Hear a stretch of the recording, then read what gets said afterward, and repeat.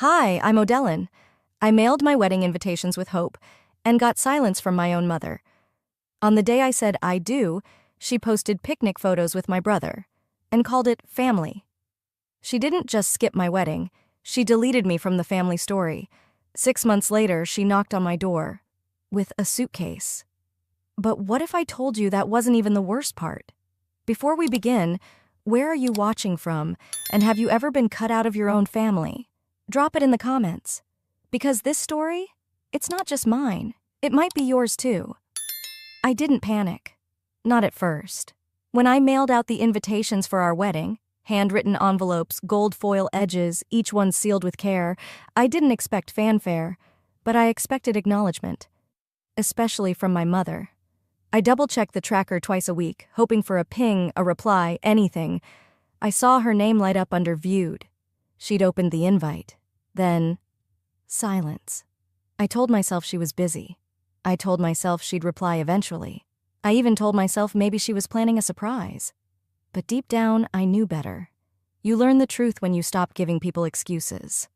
What I didn't know then was that the silence was louder than any scream I'd heard as a child.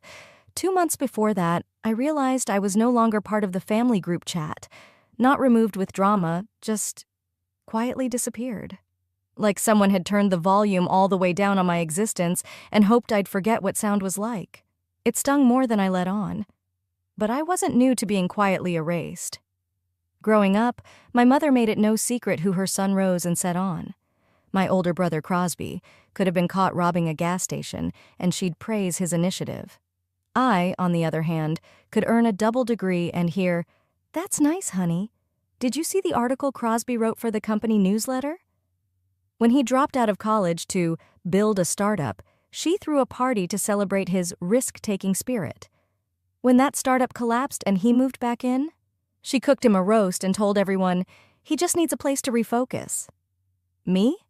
I moved out at 21, paid every cent of rent on time, never asked for a penny, and was still somehow the irresponsible one. Once, during a family brunch, I'd gotten a promotion, my first management title. I brought it up, cautiously proud. My mother sipped her mimosa and said, "Let Crosby have this one thing, sweetie. Let him have this one thing." Like I'd been stealing his spotlight by simply existing. By the time I met Reeve, I had stopped expecting anything from my family other than superficial smiles at Christmas and tight-lipped birthday texts. He noticed that early on. Asked me once, "Why do you always go quiet when I mention your mom?" I didn't have a neat answer. We planned a small wedding, nothing fancy, just a beautiful garden near Washington Park, some live acoustic music, and a short guest list. Reeve's parents were thrilled. His sister helped me with the dress. His dad offered to drive my aunt in from Boulder. My mother? No returned calls, no text back when I sent the save the date, no reaction to the bridal shower invite. When I finally sent the formal RSVP link, she read it, left it there like a cigarette butt still burning. Reeve was the one who showed me the back end of the RSVP system. She viewed it, Odie, a week ago. I remember staring at the screen, numb. That was the night we crossed her name off the seating chart, not because she said no, but because she said nothing. The morning of the wedding, the sun came up soft and golden. Reeve's family buzzed around the venue, fluffing tablecloths, stringing lights, laughing over memories they were building in real time. I stood in my dress, ivory lace, nothing flashy, and stared at the front row. There was one empty seat, meant for her. Guests thought maybe she was running late, but I knew. I'd known before I zipped up my dress. I'd known since that RSVP went unread, since my calls went unanswered. Since I realized the last message in the group chat with my name in it was over a year old. Still, I smiled for the photos. I laughed during the vows. I danced like nothing was missing, but the bouquet toss felt like tossing hope into a void. And when I cut the cake, this perfect vanilla-tiered masterpiece with sugared roses, I noticed no one had touched the slice meant for her. Later that night, I boxed up that slice, put it in the fridge next to leftover champagne and Reeve's aunt's spinach dip. I didn't cry. 2 days after the wedding, my cousin Liddy texted me out of the blue. "Hey, not sure if you were meant to see this." Attached was a screenshot. A message from my mother in the new family group chat. Molin's engagement party will be our real celebration. My fingers went cold holding the phone, not because I was surprised, but because it confirmed what I'd always suspected. I hadn't just been forgotten. I'd been replaced. Reeve came into the room and asked if I wanted to take a walk. I told him I was fine, but even I didn't believe it when I said it. That night, I lay in bed, phone face down beside me, and stared at the ceiling. It wasn't rage I felt. It was that slow, suffocating ache of being erased without noise. I didn't know how long I'd been staring at the ceiling. Maybe an hour, maybe longer. At some point, the light shifted in the room, that golden post-wedding glow dissolving into the cool gray of a Monday morning. I rolled over, reached for my phone, not to check messages, because I knew better by now, but to scroll, numb and automatic. Instagram opened itself like muscle memory. I barely blinked as I tapped through stories, and then I saw it. A picnic. A perfect, curated picnic spread out on a blue and white checkered blanket beneath the same bright sky I got married under. Plates of sandwiches, cut watermelon, a charcuterie board with honeycomb and brie, my mother holding a sparkling lemonade in a stemless glass, Crosby in a button-down like he was auditioning for a lifestyle ad, Zinnia, his girlfriend, no, fiancé now, snuggled up on his arm, flashing a diamond the size of a teardrop. The caption under the post? Celebrating the ones who matter most. I didn't feel the phone slip from my hand until it bounced on the carpet. I didn't cry. I just stared at the image burned into my mind. My family smiling, plates full, as I stood in a white dress hours away, slicing cake and pretending the empty chair in the front row wasn't a message. I got up, walked to the kitchen, made coffee on autopilot. Reeve was still sleeping in the other room. I didn't wake him. Some part of me wanted to sit with the silence. I'd gotten good at it over the years. As a kid, I used to measure my worth in fridge magnets. My mom had this laminated progress board for Crosby and me. His column was always full, honor roll stars, spelling bee ribbons, even a photo of him holding a plastic trophy from a church basketball league. Mine? A participation ribbon from the science fair, a faded perfect attendance badge. One time, I got second place in an essay contest, and she said, "That's sweet, honey, but Crosby just got MVP last weekend." Then she added his laminated photo to the board before mine even had time to stick. When I got my first A in calculus, she called it lucky. When Crosby dropped a course, she said he was strategically managing his load. Everything I did felt like a warm-up act for his main event. Later that afternoon, Reeve woke up and padded into the kitchen, hair tousled, still in his t-shirt. He poured himself a cup of coffee, leaned against the counter, and studied my face. I didn't say anything, but he knew. He always did. "They didn't forget, Odie," he said softly. "They just chose not to show up." I nodded, the weight of it settling over my shoulders like a wet coat. There wasn't any anger in me right then. Just hollow recognition. I sat on the couch, scrolling again, numb. That's when my phone buzzed with a message from my cousin Liddy, the same one who had sent me the group chat screenshot after the wedding. New screenshot, new sting. My mother had written, "Reeve seems nice, but this isn't how it's supposed to happen. Crosby should go first." Not, "We're happy for them." Not, "Wish we could have been there." Just a quiet correction of the family narrative, one that had no room for me to lead in anything.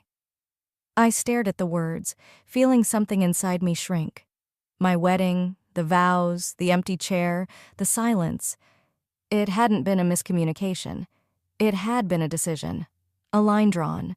I closed the messages and opened my photo drafts. I'd saved a post I'd been planning, a carousel of wedding shots, Reeve's hand in mine, the bouquet in the air, the smiling guests, the cake. I stared at the post button. Then I swiped left, hit delete. Next, I opened my RSVP spreadsheet, the one I had painstakingly built. Every name, every address, every status. I highlighted the whole thing. Deleted it too. There wasn't anger. Not yet. Just stillness. That same stillness I'd felt in every Thanksgiving prayer where Crosby's name was said first. In every voicemail from my mom that started with, "I don't know if you're busy, but Crosby wanted me to ask." I wandered back into the kitchen. There was still a napkin on the table from the wedding, a single folded one I must have pulled from the box and left there. Without thinking, I picked it up and started folding it again, corner to corner, then into a triangle, again and again, a small, quiet motion that filled the space where noise should have been. Reeve came back in, paused when he saw me. He didn't say, "Are you okay?" or "You should talk to someone." He just sat down across from me and said, "You're allowed to feel it. You just don't have to stay in it." I looked at him, really looked, and for the first time in days, I believed someone meant what they said. Still, I didn't stop folding, because the truth was, I did stay in it. The truth didn't hit me all at once. It dripped, like a leaky faucet, steady and slow until the flood came. It started with a phone call.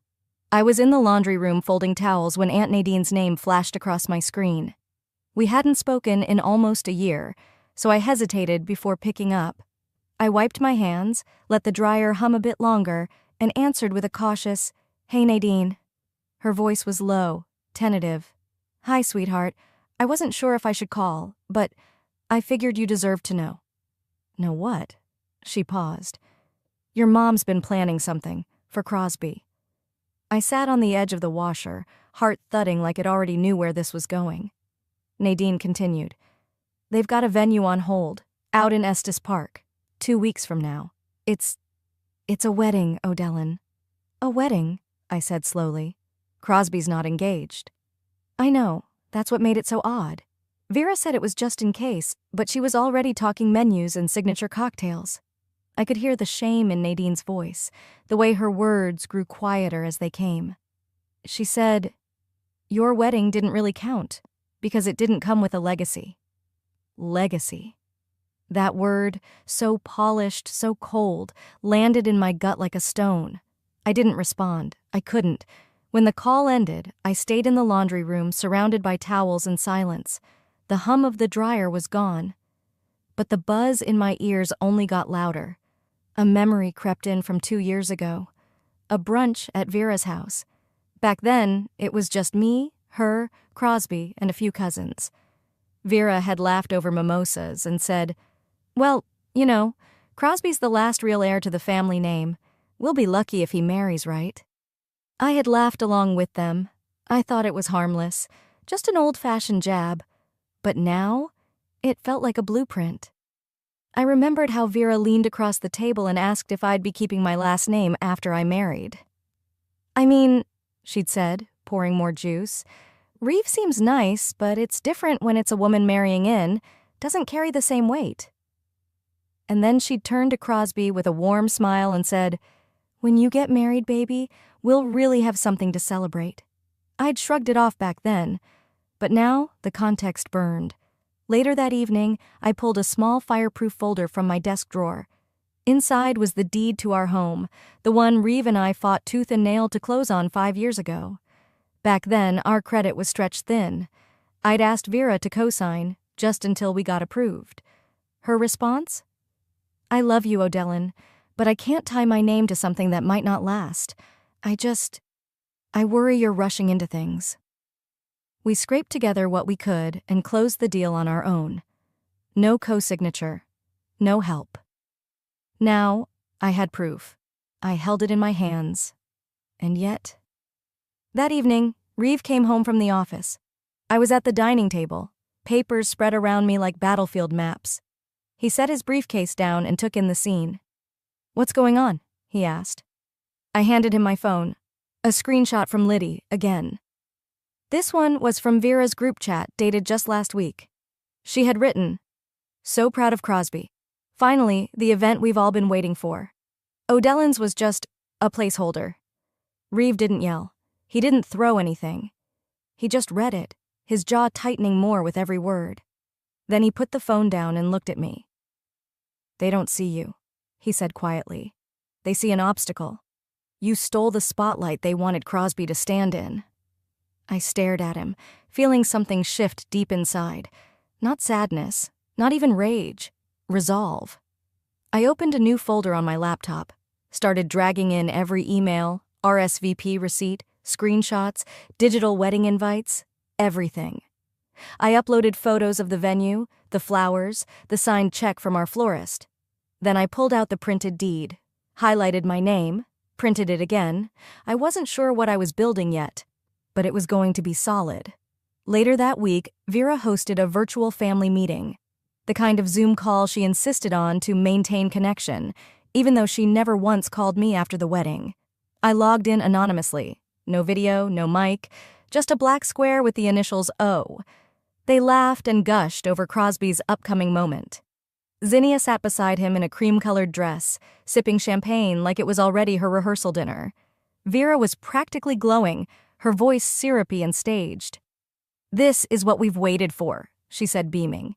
"The real celebration, the one that continues the legacy." I leaned back in my chair, still invisible, and smiled. "Then let's see how real you want it to be." Linked to next chapter. It wasn't just about Crosby, it was about erasing me. It wasn't just about Crosby, it was about erasing me. That thought stayed with me, humming under my skin, as I stood in the kitchen reheating leftover wedding cake. Not the fancy, multi-tiered part, just a square of vanilla I'd saved out of habit. I wasn't hungry. I just needed something that still felt real. The frosting had melted slightly, sliding off in a slow collapse. Kinda like how that day had gone. I hadn't let myself replay the whole reception in my mind before. Not until now. But once it started, the memory ran itself like a loop I couldn't stop. We were inside the reception tent, warm light strung from the ceiling, music low and easy in the background. It had been time for the tribute video. Reeve and I had spent weeks compiling it. Photos of us as kids, our first apartment, silly clips with his nephews, even that random selfie I took outside the courthouse the day I got my promotion. I was standing near the head table, wine glass in hand, when the MC announced, "And now a little surprise for the newlyweds." I remember smiling. I was nervous, but proud. That video was our love story. Then came the pause, the fidgeting with the laptop, the soft clearing of a throat. Sorry folks, looks like the USB won't read." Reeve stood up to check, but Zinnia beat him there. "We'll just skip it," she chirped. "Everyone's already seen enough pictures, right?" People laughed politely. Music resumed. My stomach turned. At the time, I thought it was bad luck. One of those little wedding day glitches everyone warned me about. Like a boutonniere falling off, or a mispronounced name. Nothing worth making a fuss over. But now, I'm not so sure it was luck at all, especially not after what happened next. Near the end of the reception, Vera's best friend, Fran, stood up with a champagne flute. Everyone tapped their glasses. She raised hers like she'd done this 100 times. "Tonight we celebrate love," she said, voice smooth. "And we thank everyone here who's supported family legacies, like Crosby's. We believe in building lasting homes, in continuing the names we're proud to carry." That was it. Not one mention of me. Or Reeve. Not a single acknowledgement that it was my wedding. My day. My name wasn't even whispered. I caught the glance between Reeve's parents. His mom shifted uncomfortably, and his dad looked down into his glass like he was checking for a crack. Reeve just reached for my hand. He squeezed it gently, but his grip didn't let go. The next day, I tossed the USB into a drawer and forgot about it. Or tried to. Weeks later, Reeve pulled it out again. We were cleaning up, reorganizing stuff from the wedding. He plugged it into his laptop. And it worked. Perfectly. There was the video, every frame intact, the music timed, the transitions smooth, my voice on the recording, narrating the story of how we met. Vera even appeared in some of the early clips, smiling beside me at my graduation, hugging me after my bar exam results came in. I sat down slowly as it played. My throat tightened. I didn't cry. I didn't blink. "She didn't want to see that version of me," I whispered. "The one she used to be proud of." Reeve was quiet, but I could tell by the tension in his shoulders, the way he shut the laptop after, that he believed what I hadn't dared to say aloud. I think Zinnia swapped it out. It's the kind of thing she'd brush off as just a tech hiccup. The kind of thing you can't prove, but you feel in your bones. I spent the next morning going over the seating chart I had meticulously created months earlier. Vera had been listed at the center of the family table, right next to Reeve's parents. No special meal request, no mobility issue. Yet she chose a table near the back, beside Crosby and some work friends. Her chair was empty most of the night. Later, one of my cousins admitted, half drunk on post-reunion texts, that Vera and Crosby had stepped out during the vows to take a call. Something about a rebranding pitch for Crosby's new consultancy firm. Didn't want to lose momentum, she'd said. They figured you'd understand. I nodded. I always did. That night, sitting at my kitchen counter, I started scrolling through my phone. I selected photo after photo, of centerpieces, of smiling guests, of the cake we never got to cut together. One by one, I hit delete. But then I stopped. There was a photo Reeve's sister had taken. I hadn't even noticed she'd snapped it at the time. It showed me, mid-laugh, with Reeve's mom and dad helping me into my dress. His dad was holding the train awkwardly like it might combust. His mom had one hand on my shoulder, the other adjusting a pin in my hair. I was looking straight ahead, not at them, not at the camera, just smiling, unaware. I didn't delete that one. Instead, I stared at it for a long time. Then I whispered, maybe out loud, maybe just in my head, maybe they were my real family that day. It was a Sunday afternoon when I heard the knock. Not the hesitant kind that asks for permission. No, this one was full-bodied, like someone arriving somewhere they felt entitled to be. I opened the door expecting a neighbor, maybe a delivery mishap. Instead, there stood my mother, Vera, 2 hard-shell suitcases behind her, a tote bag over one arm, her winter coat draped but unzipped. She wore a soft, curated smile, the kind you see in real estate agents mid-pitch. "Hi, sweetheart," she said, stepping forward like the welcome mat had been rolled out for her. "I thought I'd spend a little time here. Things are tight at Crosby's." I blinked. Not anger, not shock, just a hollow, sinking numbness that began somewhere in my spine and crawled its way into my jaw. She was already wheeling her luggage in before I could say anything. I didn't stop her. I didn't offer tea. But I also didn't slam the door. I stood there, like my own body had turned into someone else's foyer. By the time Reeve returned from the grocery store, she was sitting at the kitchen table, like it was hers. "I brewed chamomile," she told him, lifting the mug. "Still your favorite, right?" He gave her a look that wasn't rude, but certainly wasn't warm. Then he looked at me. I gave him the smallest shake of my head. Later that evening, she wandered into the living room, holding a framed photo of Reeve and me. "I knew this place had potential," she said, smiling to herself. "I remember when I helped you get the loan. Such a smart decision." I stared at her, stunned. My throat tightened. Because no, she hadn't helped. Not even a little. 5 years ago, I was scrambling to lock in the property, desperate for a cosigner after a freelance client delayed payment and my credit union got cold feet. I called her. I asked her plainly.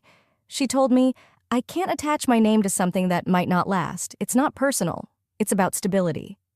I had printed that loan decision letter and kept it, buried in my filing cabinet.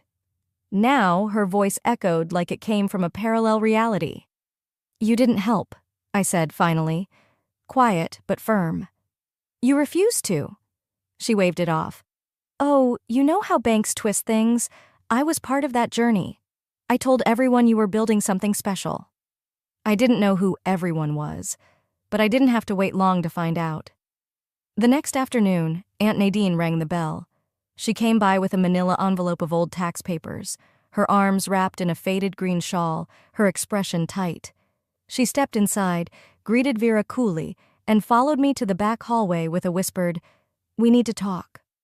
When we were alone, she passed me the envelope. "You should see this," she said. "I thought you already knew." But then I saw her car in the driveway. Inside the folder were printed emails, email chains between Vera and what looked like a lender. Subject line, "Loan extension discussion, Crosby property." There it was, in Vera's words. "We are leveraging my daughter's Denver home for documentation purposes.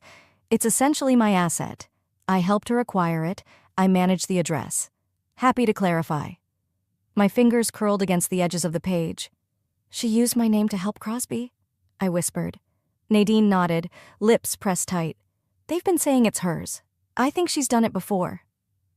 That night, Vera hummed as she rinsed dishes like it was just another evening in a home she'd always owned. I stood in the archway watching her in silence. This wasn't just a house. This was my every late-night freelancing, every missed party, every anxiety attack over tax season. This home was mine, earned, fought for, maintained by sheer will when others would have walked away. Vera didn't raise me. She crafted a version of me that fit her stories. And now, apparently, her loan documents. Reeve came home just as the sun dipped behind the trees. He didn't ask. He saw it in my eyes. He set the groceries down, walked straight over, and wrapped his arms around me. "You don't have to let this continue," he murmured into my hair. "Not again."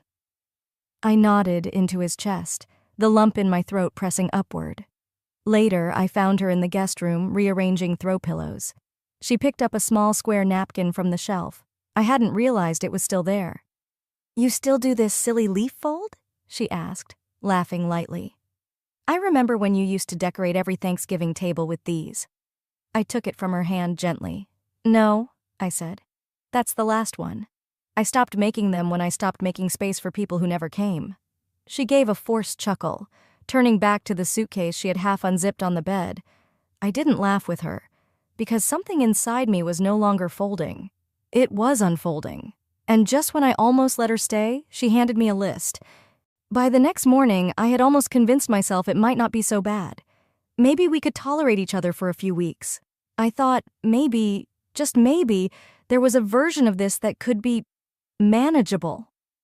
Then I walked into the kitchen and saw the list. It was a single sheet of paper, folded cleanly in half, sitting dead center on the kitchen island like it belonged there. I unfolded it.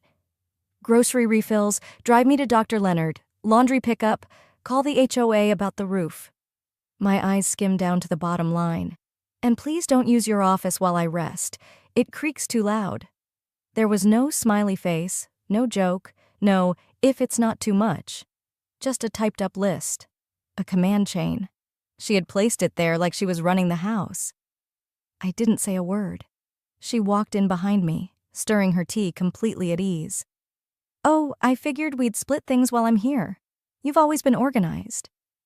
I didn't respond. I didn't nod. But she took my silence like an unspoken yes. That's how she always operated, interpreting my quiet as consent, my hesitation as agreement. Later that afternoon, I sat cross-legged on the living room rug, organizing old financial paperwork for my accountant. Tax season was around the corner. I opened a black folder from the year I bought the house, mostly thinking it was just copies of scanned receipts. Instead, I found it. A copy of my initial mortgage rejection, due to lack of a cosigner. Attached to it was a notarized letter, Vera's. It wasn't a recommendation. It wasn't a character reference. It was a formal, coldly worded declaration that she did not wish to attach her assets to speculative property. Her words in black ink. And now, here she was, lounging in that same speculative home, telling neighbors she helped me buy it. That night after dinner, I laid the letter on the kitchen counter. Vera barely glanced at it. "That was then," she said, plucking an apple from the fruit bowl. "You turned out fine. Why are we digging up the past?" I didn't flinch. "You told the bank this place wasn't worth backing. Now you're calling it yours?" She leaned on the counter like we were discussing paint colors. "Because no one challenges what I say," she replied, biting into the apple. "Until now." Reeve, who had been stacking dishes behind me, stopped moving. I could feel his stillness in the air. He didn't say a word, but I knew he'd heard every syllable. The next morning, things got worse. Over breakfast, Vera cleared her throat. "I've been meaning to ask, could you take over full-time care for Grandma? With everything going on, it'd look better if it came from you, and you work from home anyway." I blinked slowly. "She's in Arkansas." "Yes, but you don't have kids, and she trusts you." I didn't even laugh. I didn't even raise my voice. I just looked at her and said, "You didn't come to my wedding. You erased me from yours, and now you want me to clean up what's left of your mess?" She made a show of exhaling through her nose. "You always twist things, Odellin." "No, I finally started untangling them." She stood up and left the room. No apology, no retreat. Just that same sense of control she always cloaked herself in, like armor. I walked out onto the porch, phone shaking in my hand. The afternoon was crisp, my breath fogged in the air. I stared at the walls of the home I'd built from exhaustion and stubbornness, and a need to prove I didn't need saving. For a moment, I almost let myself believe it'd be easier to walk away. But then I remembered the napkin, the bouquet, the video that never played, the seat that stayed empty. The hurt didn't rage anymore. It hardened, not into bitterness, but resolve. I went inside. Reeve was on the couch, laptop open, headphones in. I sat at my desk and opened a blank Word doc. I started typing, "To whom it may concern, regarding false ownership claims." But before I hit save, I stopped. There was no point writing to people who already knew how she operated and pretended they didn't. I didn't need to explain. I needed to show. So I reached for my phone, opened the voice recorder app, and pressed record. I pressed play, let the recording roll, then slipped the phone face down on the table and walked into the kitchen like nothing happened. From the living room, I could hear Vera's voice again. Not the one she used with neighbors or church people, the one that only came out when she forgot others could hear. "You know O'Dellon was just a bump in our family story," Vera laughed, voice faint but sharp. "Crosby's the legacy." Zinnia chimed in. "She was a mistake we tried to raise right. It didn't take." There was laughter, tight, smug, mean. Crosby said nothing in the clip, but his silence wasn't defense. It was complicity. That voicemail sent months ago by Aunt Nadine had been sitting buried in my inbox, unread. She'd labeled it, "In case you ever stop giving them the benefit of the doubt." I had. And now, with the audio freshly burned into my ears, I listened again, then once more. I didn't cry, didn't speak. I just sat on the couch with my knees to my chest, phone pressed to my palm like a blade. My thoughts weren't swirling. They were settling, sharpening. It was a Sunday morning. Vera had gone out to meet a friend for early service and bagels, as she'd put it. Reeve returned from his run, saw me still in the same spot I'd been 2 hours earlier. I handed him the phone. He listened without asking. When it ended, he lowered the phone and said, "Do you want to send it?" I shook my head. "No," I said softly. "I want them to hear it together, without a warning, without control." He didn't respond. He didn't need to. We both understood the next step wasn't about rage. It was about reclaiming the story. I opened my laptop and started building folders. Wedding lies, property fraud, the tape. Each folder got screenshots, documents, timelines, emails, deeds. I wasn't writing a tell-all. I was archiving a truth they couldn't distort, and I wasn't doing it for them. I was doing it so I'd never forget how long I'd bent backward for people who never thought I mattered. 4 days later, Aunt Beth hosted the monthly family potluck. I hadn't attended one in years, but this time I said yes. I didn't dress up. No makeup, no smiles, just jeans, a black sweater, and the confidence of someone with nothing left to prove. When I walked in, the kitchen was warm with baked ziti and passive-aggressive compliments. Vera stood by the counter, handing out cookies she hadn't baked. "It's just so nice to be with people who still value togetherness," she said loudly. I saw Crosby in the corner talking about his consulting venture. Zinnia was already tipsy from Aunt Beth's white sangria, whispering to someone about a neighbor's divorce. I walked past the buffet table, set my purse on the chair across from Vera, and placed my phone in the center of the dining table. Reeve, already seated beside me, met my eyes and nodded once. I tapped play. The room froze at the sound of Vera's voice, Crosby's chuckle, Zinnia's venom. By the time the audio faded, no one was chewing or blinking. Vera's mouth parted, but nothing came out. Her skin flushed a color I'd never seen on her. She started to reach for the phone like it might rewrite the moment. "This isn't how we handle things in this family," she hissed. I stood slowly, eyes level. "You're right. That's why I'm not doing it your way anymore." No one clapped. No one spoke. But several cousins stood and walked out. Aunt Beth wiped her eyes and started cleaning early, muttering, "Maybe we all needed to hear it." I didn't ask for an apology. I didn't look back. I walked out the front door with Reeve beside me, and the only sound behind me was the clatter of silverware that finally meant something. I didn't feel triumphant. I felt clean.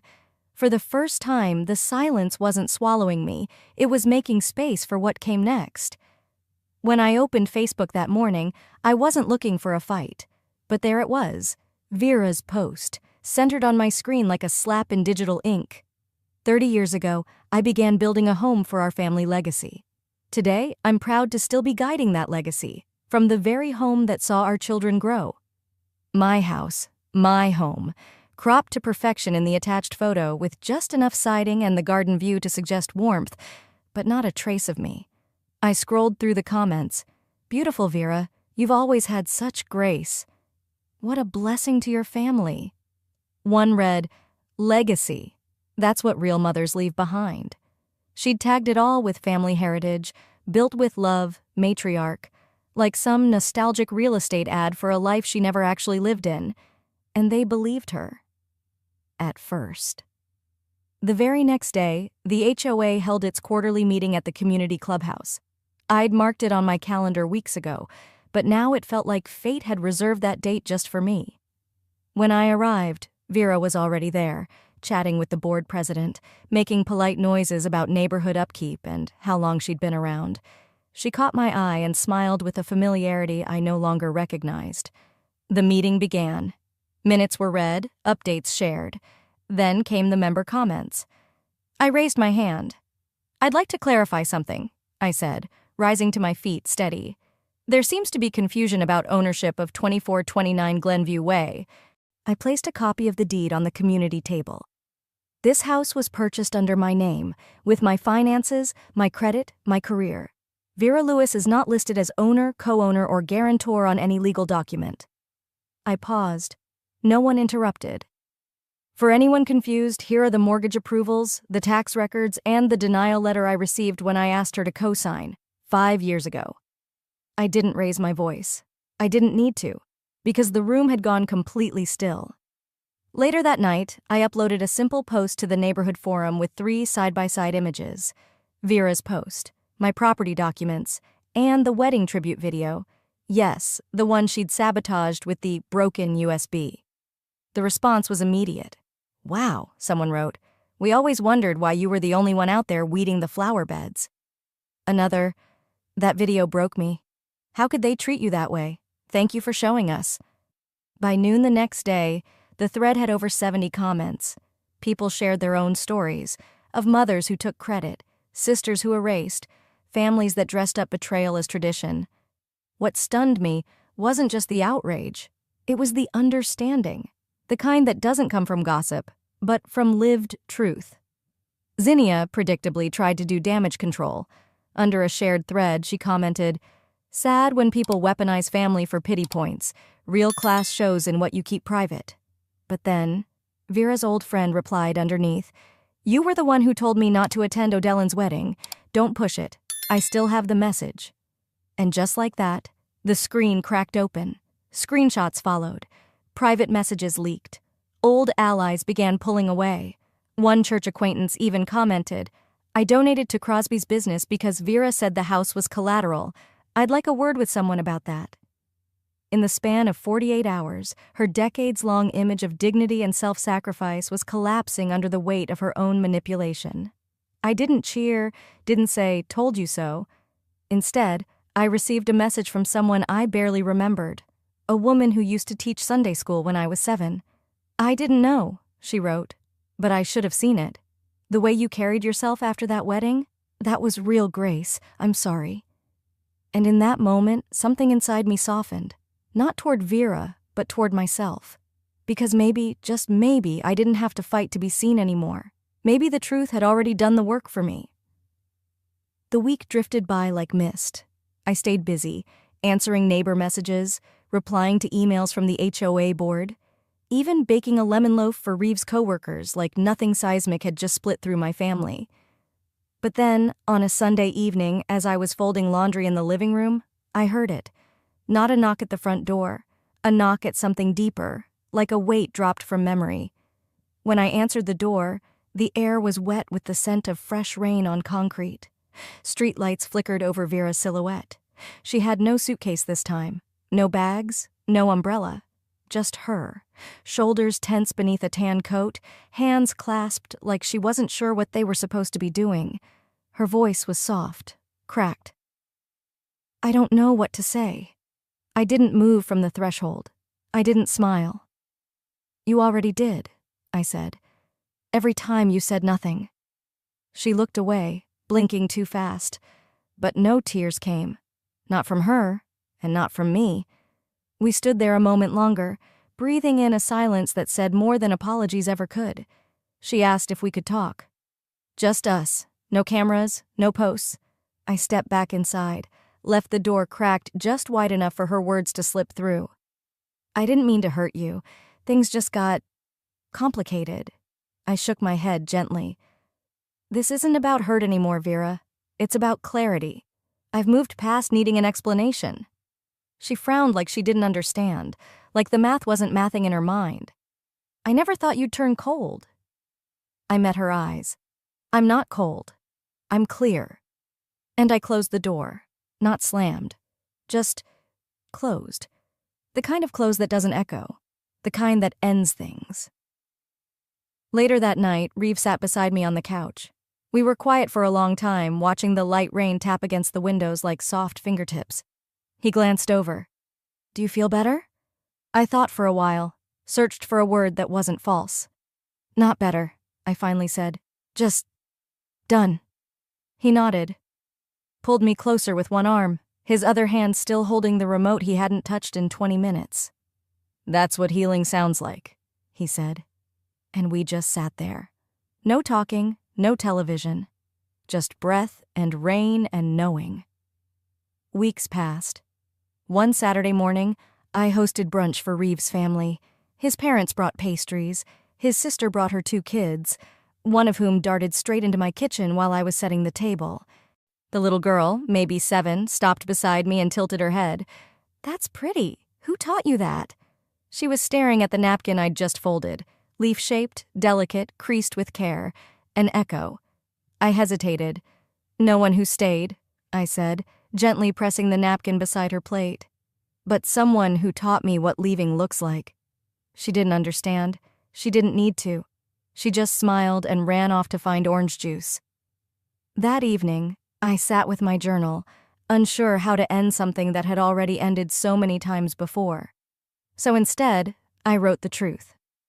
My mother didn't just skip my wedding. She skipped showing up for the woman I became.